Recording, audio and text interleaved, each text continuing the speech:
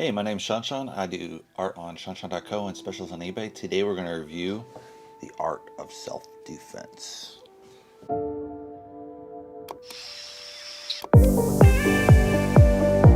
So this is a new film by Riley Stearns. I think it's maybe his first picture. He also is the writer, so it's kind of interesting to have a director-writer. Usually you can get really strong movies, or you can have really off the deep end, you don't know what you're doing and no one corrects you kind of thing. So it can go either way with this. Quarantino is a very good example. He's like director and story writer, and usually they're just off the charts. Except the last movie, that was like... The lead actors are Jesse Eisenberg as Casey. He also starred at Mark Zuckerberg in the other movie about Facebook. Alessandro Nivola is the sensei, his karate teacher. Imogen Poots is Anna, one of his students at the karate school. So, it starts off as Casey. He's this meek-minded accountant, at a corporate office job. He's not masculine really at all. He's very meek. He's not packing. And one night he's going to the grocery store. He gets surrounded by these bikers and they say, "Hey, you have a gun?" And he's like, "No." And then they beat the hell out of him. For no reason at all, right? So then Casey's really afraid to go out at night at all. He has this nice little dog hound. And the dog runs out of food one night and he's like, "Sorry, dude, I can't go get food," and gives him kind of spaghetti or something because he's so afraid to go get food for his dog. So it's really interesting because the dog is kind of a plot point device in the movie, very symbolic. Because of this, he's like, "No, I can't stand for this. I'm not even feeding my dog. I'm going to go find some kind of protection." So first he goes to the gun store and he asks for a gun that fits his hand. He's like, "Yeah, you're looking for a handgun." He just doesn't know about anything, right? He finds this Glock and he's like, "Oh, yeah, this works well." And so he signs up for it. He's like, "You got to wait for it, though." And he's like, "All right, whatever." So this guy calls him back, about a week later. He's like, "Hey, you can come and get your gun." And he's like, No, I already found something else." In the meantime, he's walking down the street and then he saw this karate class and he walks in, watches the class. He's like, this could be interesting. He's reading the rules and, about how it's based on strength and everyone say, "Hey, it'll change your life." And he's like, "Oh, really? It'll change my life? That sounds really cool." And so he decides to join the karate class. He's at the day level at first. And he's had a lot of weeks off because he's never taken a vacation. So he's just using all his weeks to focus on karate only. And he quickly rises from white belt to yellow belt. And then it has this really funny point where he decides to buy real belts for all the class. All the different colors. He has yellow belt and a brown belt and a black belt. And his teacher's like, "Man, this is really cool." So that's one of the funnier jokes in there where he brings in these real belts and they're walking around like dorks wearing these belts to prove that they're a brown belt. It's like they just don't know. Like they can't act karate if they don't have the belt on. So that was a really nice symbolism with the belt and, kind of tongue-in-cheek. As my wife said, it's kind of an adult version of Karate Kid in a way. But not really a love story, right? So he's starting to progress in the class, and then he goes to work, and he's really tough. And then one day he just kind of punches the boss in the throat. He's such a badass now, right? So eventually his boss is like, "Dude, you're done." So he keeps going to the day class, and then the teacher's like, "Hey, why don't you... Here's my invitation to the night class," which is a little black thing. He has his friend in the class is kind of, this meek, mild guy too as well, and he's kind of progressed a little bit. He's still kind of a wuss, right? And he shows up at the night class like, "Hey, you weren't invited to the night class." He's like, "I don't care. I should have been invited. I'm going to be here." So he brings him up and he's like, "Hey, come over here, guest." And the guest that's not really invited shows up and he's like, "Hold your arm out like this." And then he just goes like, BAM! And breaks his fucking elbow. He's like, "Don't get the fuck out of here." So I get the kind of like the physicality of karate, the great jokes in it. I like the progression, the movie, in the sense that, the first act is kind of the preset. You show the meek, mild Casey and his little tiny dog. Act 2, he gets kind of attacked and the decision to join karate class. And then Act 3 is kind of the revenge against the people behind the attacks. So he has this nice 3 acts in it. Tarantino, you should listen. 3 acts, that's the way it works. The humor is fairly dry in this. I think they really try to play up, Mark...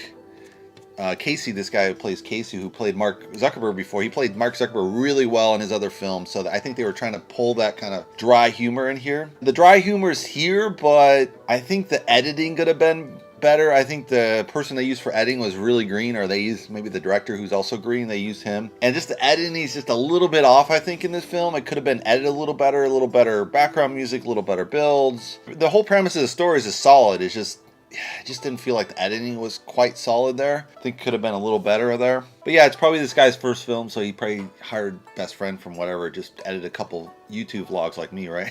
I don't know. The music's kind of funny as well, because before Casey, they used the music as a symbolism. So before he joins karate, he's listening to adult contemporary, which is basically elevator music, right? This crap you hear at this corporate office, which is the safe music to listen to. The teacher's like, no, you can't listen to that anymore. Now you listen to metal. So he buys his first metal tape, puts it in, and then these poor families next door are like, roll up the windows. And he's like, and so he starts really getting into his karate, right? And he's like practicing the move under the desk at the office. And then obviously he punches his boss and gets fired, right? So I merely transitioned him from this meek-mannered office worker to this kind of brutal karate guy. Now he doesn't have a job. And then the karate guy's like, hey, I'll hire you as a part-time accountant. He's like, all right, fine. And then, you know, before you know it, you'll have another accounting job. He's like, all right, that kind of works. And then his teacher's telling him, it's like, yeah, you're like a black belt in accounting, and I'm just a white belt there. And it's interesting, but they don't use that, you know. It's like a great line, and you think they're going to use it in the film, and they don't. It would have been really great to show, you know, he's a black belt in accounting, uses it against his white belt accounting karate owner, and the karate owner's black belt, and he's a white belt. And I think they could have really used something, and they missed something by not using the accounting. They use more of a visual impact, which obviously it's film, so it should be visual. So there's kind of a revenge thing at the end of the film. Yeah, that's kind of fun, because you think it's going to go one way, and they have a nice flip. So that's pretty fun. And they have pretty good foreshadowing with that, because the original teacher of the class, the sensei, was this grandmaster who killed 3 of his opponents with a poke in the head, right? And you're like, dude, how do you poke someone in the head and kill him, right? Doesn't make any sense. I mean, I guess you could poke him through the temple. And they're like, he didn't even teach me how he did it, you know? And in the end, that kind of comes up again. So there's nice foreshadowing there. You have the sword on the wall, and you're like, how's the sword going to be used? Because you're figuring, they keep showing the sword, right? And then they do use the sword a little bit in the film. You know, the karate teachers don't go in the back room. And then he eventually obviously goes in the back room, right? Because that's a good plot device. So you have before the back room, into the back room, there's symbolism there. Another symbolism is a dog, which is really kind of the plot device. Like, he has a small dog, and then his dog gets killed, and he's like, who killed it? And then they're like, oh, he looks like he got punched, you know? And he's like, dude, that's what they taught me at the karate class, right? And then he shows up with this German Shepherd, and his teacher's like, now you need to have this German Shepherd and be a real man. And so now he kind of is figuring out who his attackers were, right? Now, one thing I didn't like in the film was they had like these generic signs. They had this generic bar sign when they go to a bar. They have a generic dog food, and it says it just says dog food on it, and you're like,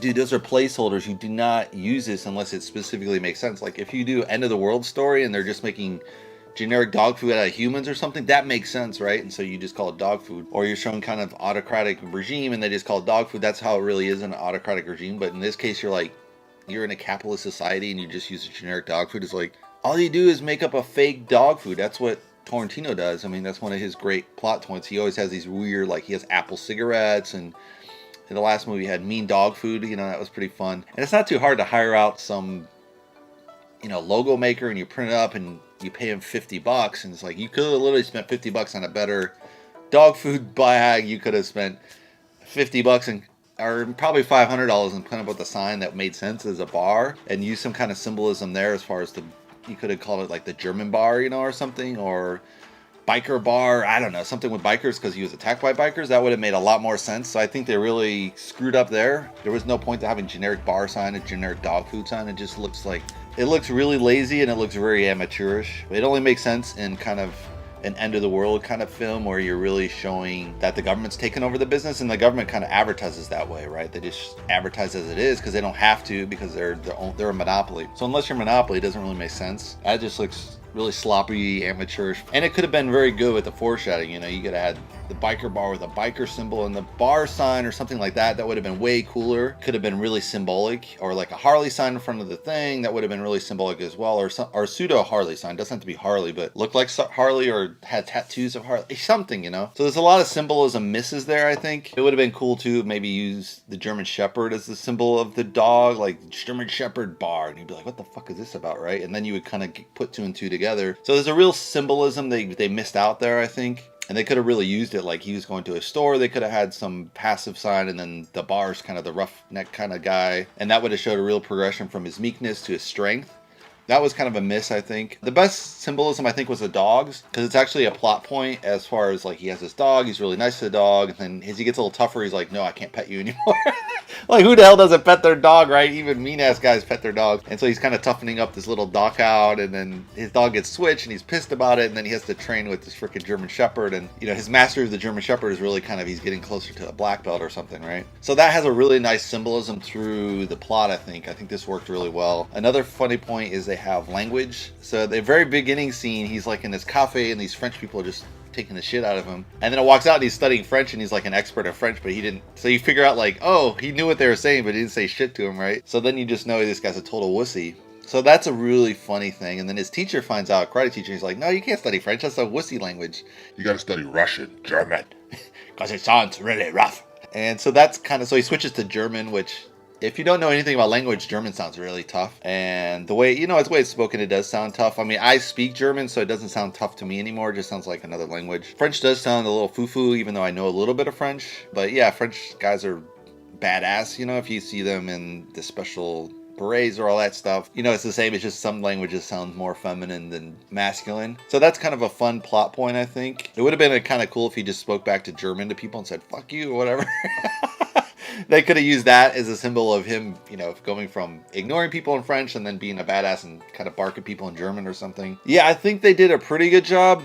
Just the editing and pacing isn't quite right, because I think this actor's really good. Jesse Eisenberg, he was really excellent as Mark Zuckerberg in kind of this Facebook movie, that spin-off. And he really played Mark Zuckerberg really well, and he got this kind of really quirkiness of Mark Zuckerberg down. And I think he put a lot into it, but just the editing and pacing is just not quite right. Some of the lines. I mean, the premise of the film is awesome. I think it's, you know, just nice, you know, adult version of Karate Kid, so it's really fun. I mean, I think it's pretty good for this guy's first film. It's obviously small budget, so I wouldn't expect much, but it's a fun film to watch. I'd recommend it.